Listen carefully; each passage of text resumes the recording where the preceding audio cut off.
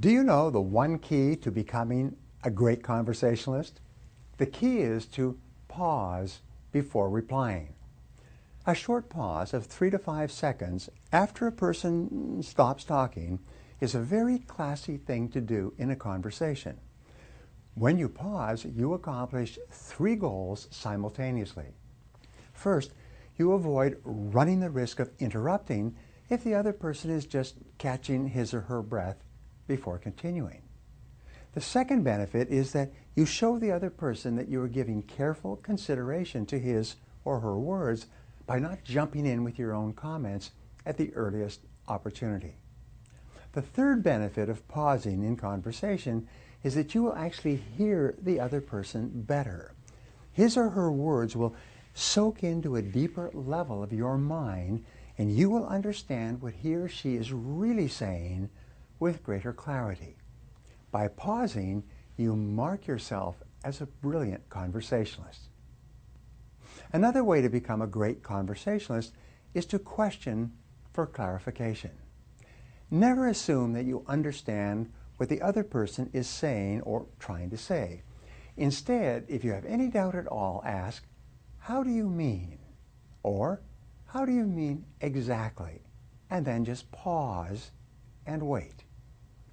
This is the most powerful question I've ever learned for guiding and controlling a conversation. It's almost impossible not to answer this question. When you ask, "How do you mean?"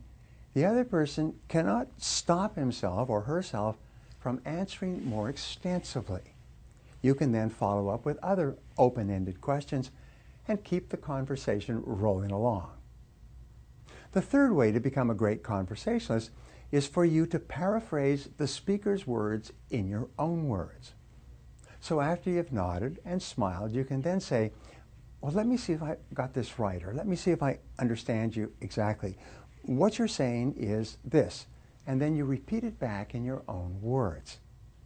By paraphrasing the speaker's words, you demonstrate in no uncertain terms that you are genuinely paying attention and making every effort to understand his or her thoughts or feelings.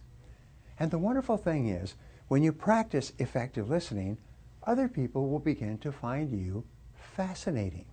They will want to be around you.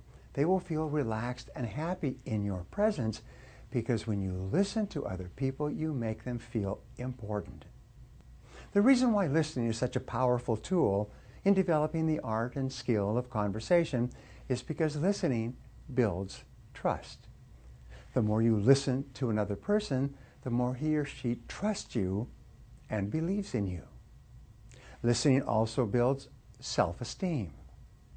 When you listen attentively to another person, his or her self-esteem will naturally increase. He or she will feel better about themselves. He or she will feel more valuable and more respected. Finally, listening builds self-esteem in the listener. Because your mind can process words at 500 to 600 words per minute, and we can only talk at about 150 words per minute, it takes real effort to keep your attention focused on another person's words.